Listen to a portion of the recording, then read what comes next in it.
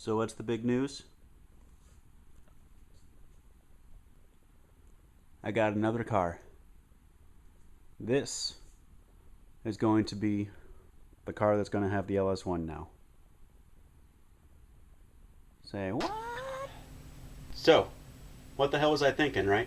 Well, there's a lot of reasons why it makes sense. You know, it sounds crazy on the surface. However, this car was kind of like the research and development thing, you know. There's a lot of places where I cut holes too big, where I didn't need to drill some holes, um, where I was still too much of a rookie, so I screwed it all up, which I'm still a rookie, but, you know, I screwed a lot of stuff up in the beginning, so there's a lot to do, to fix. Now, also, what do I have left to do? I got to trim up the transmission tunnel because it's a bit rackety, and again, I didn't cut that properly at first because I didn't know what I was cutting. So I got to trim that up, I got to weld the tunnel in, I got to remove the subframe and the engine and finish up some welds and stuff on there, cap the little stubbies off, and then I got to sandblast it and then powder coat it.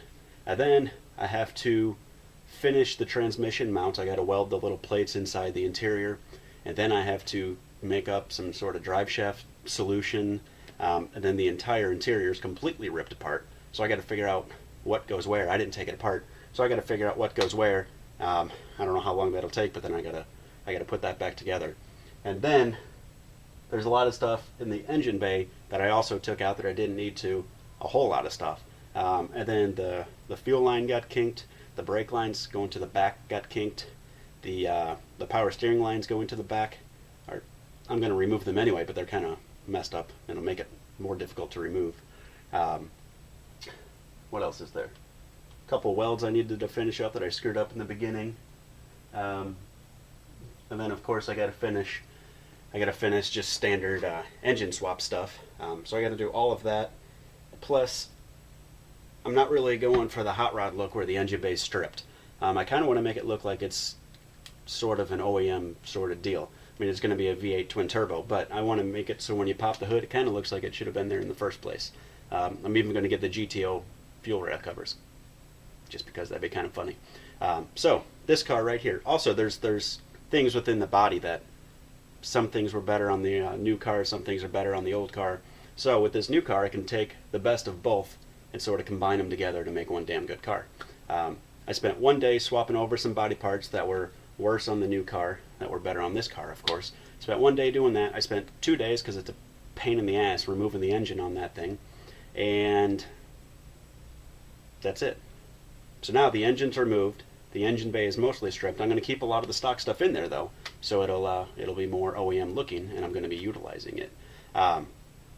So the engine bay's pretty stripped. It's pretty much ready to go. I got to remove the subframe on that car as well. I got to remove the subframe on this.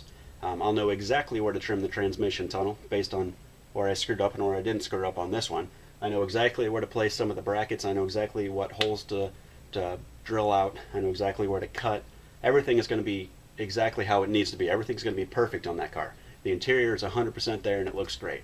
I had to take out two things from this car. I took the steering wheel because it looks better, and I'm putting the seats in because these seats were better. The front seats, the rear seats are fine. Everything else is actually in better condition on that car. And what I did also was if you pop the hatch, there's 2 little drain plugs or drain holes on each side. Those get clogged up very, very easily, and then water settles below the taillights and things start to rust. This car was rusted, my previous 3000 GT was rusted, and this car was a little bit rusty as well. So I ground all that down, primed it with some Rust-Oleum, put some paint over it, so that's good to go. Other than that, I mean, all I got to do is pull the dash, cut out the transmission tunnel, and then that car is in the same place that this car is at, only it's got a shit ton more complete on it, like the interior and fuel lines and all of that. So that's the method behind the madness. This car would take, I don't know, 3 months to get to a point where that car will take 1 week.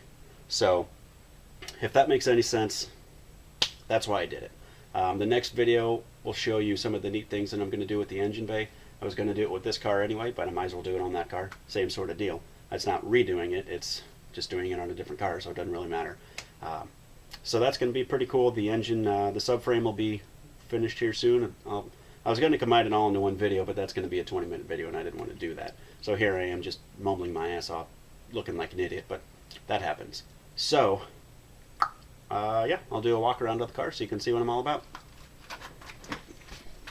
So, there she is. Nice and purty.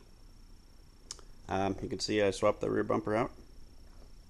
And for those of you first gen people, you can see there's the difference between the second gen and the first gen. They're the same color. That pisses me off. They're the same color. This one has a clear coat, that one doesn't. But if you have it polished up, can't tell a difference other than the fact that one's plastic, one's metal. As far as the bodies, you can see a little bit of difference in the paint. You can see this thing shined up really nice. Looks great. Interior, you can see the nasty seat. That's about it for the interior. Gonna pull the dash, pull the heater core, slice out that transmission tunnel, strip the engine bay a little bit more, and then as far as the engine swap goes, I am at the same place as that car would be, only with all the rest of the crap in good condition and ready for me. So you can see the big difference when I put it that way. It's going to save me a lot of time, and combining two cars in one to make a better car works out quite nicely. You can see, it'll probably be too dark, but in the corners on each side there, that's where it flooded these cars. That's the drain hole, little tube that goes down, and unclogged that, so now that's good to go. That's all sealed. I got the big gay banana wing too. I might do something fun with that later, but that'll be after it's all done. Yeah, that's it. Pretty clean looking car. And my basement flooded, so I'm starting to finish up the construction on there. So it'll be not too long, but it'll be a little bit, and then I'll give the update of all the fancy stuff that I'm going to be doing. Well, I guess it's not a whole lot of fancy stuff. One thing in particular is pretty cool. If you're interested, because this did have an engine with it, if you're interested, I'm going to be building a twin turbo kit I'm going to be taking apart everything that is needed for a twin turbo kit if you have a naturally aspirated car. It's going to be the most complete possible thing that you can need, because I don't need any of it. But that's what these boxes are for. I'm going to be packing that up. And then my man cave in the basement is actually I'm going to build, out of the engine block, I'm going to build a table out of it. So I get full use out of that old piece of shit. Good engine, but not that one. Yeah, there you have it. I will talk to you guys later. Peace.